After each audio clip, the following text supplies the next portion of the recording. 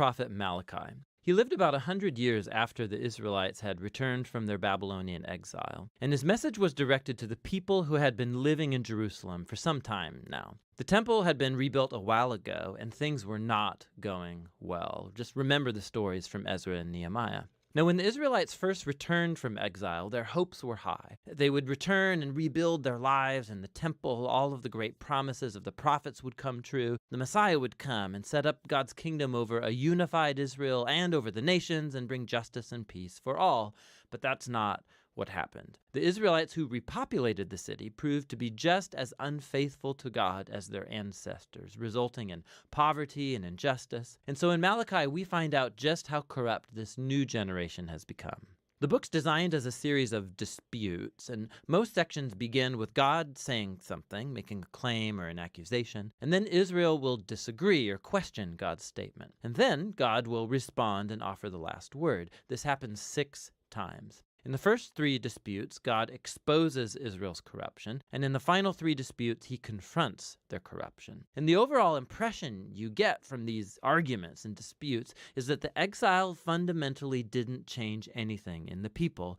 Israel's hearts are as hard as ever. The first dispute starts when God says that he still loves his covenant people despite their failures. And Israel rudely objects, saying, "How have you shown us any love?" And so God reminds them of how he graciously chose the family of Jacob, their ancestor, to become the carrier of God's covenant promises, instead of Esau, his brother, and the family that came from him, who eventually came to ruin. Remember the stories from Genesis and the book of Obadiah. And so right from this first dispute, Israel is exposed as suspicious, doubting God's love and faithfulness. The second dispute exposes a problem with Israel's second temple. God accuses the people of despising and defiling the temple. And the people fire back, "How have we despised you?" And so God responds by focusing on the people, how they're bringing shamefully lame offerings of these sick, blemished animals that show that they don't value or honor their God.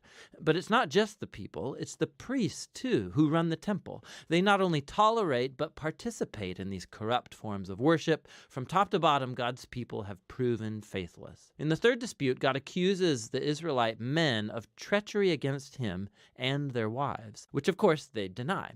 And God exposes the toxic combination of idolatry and divorce taking place. You have Israelite men marrying non-Israelite women and then adopting the worship of their wives' ancestral gods into their homes. Remember the story from Nehemiah chapter 13. And so Malachi connects this to a wave of men divorcing their wives for no good reason. And the people are all fine with this. And Malachi says, no, it's a betrayal of your covenant with God.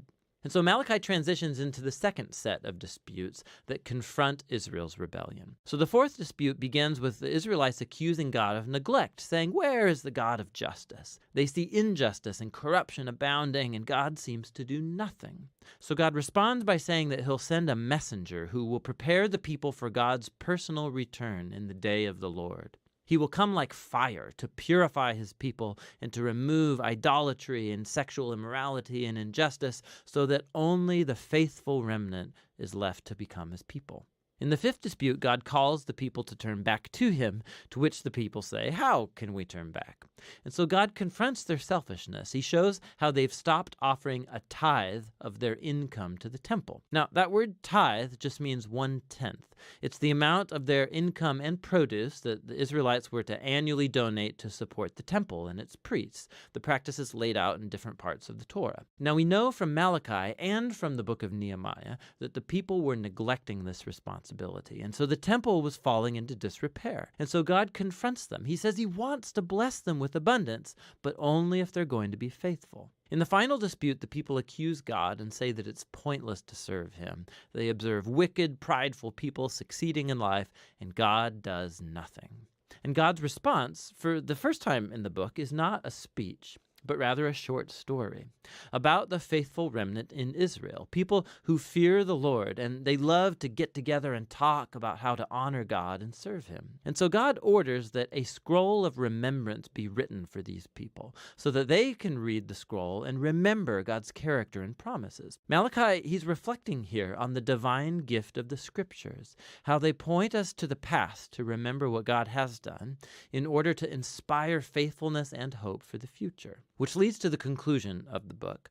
It picks up and develops the imagery of the fourth dispute about the coming day of the Lord, but it develops it further. God says that he's appointed a day of purifying judgment that will consume the wicked from among his people. But what the conclusion adds is the future of the faithful remnant, because for them, the day of the Lord is not a threat, it's a cause for joy. It'll be like the rays of the rising sun that bring healing and life and hope for the future. And so Malachi's disputes come to a close, but there's still a bit more to this book. The final 3 verses, they're not part of the disputes, and actually they function like a concluding appendix, bringing closure not just to Malachi, but to the whole collection of the Torah and the prophets. So first, the reader is called to remember the law, or the Torah, of my servant Moses. This recalls the story and the laws of the covenant that you find in the first 5 books of the Bible. But then we hear this summary of the books of the prophets. I will send the prophet Elijah before the day of the Lord, who will restore the hearts of God's people. So this conclusion, it summarizes the Torah and the prophets as a unified story that points to the future. Israel was redeemed by God, and then they betrayed him through their rebellion and hard hearts, breaking the laws of the Torah. But the scriptures anticipate a future day when God's going to send a new prophet, a Moses, a new Elijah, who will restore God's people and heal their hard hearts. Remember all of the promises from Deuteronomy and Jeremiah and Ezekiel. And so this concluding appendix presents the scriptures as a divine gift to read and to ponder and to pray over. They tell the truth about the human condition, about our selfishness and our sin. But they also announce God's promise that one day he would send a messenger and then show up personally to confront evil, to restore his people and bring his healing justice. And it's that future hope that Malachi and the Torah and all of the prophets are about.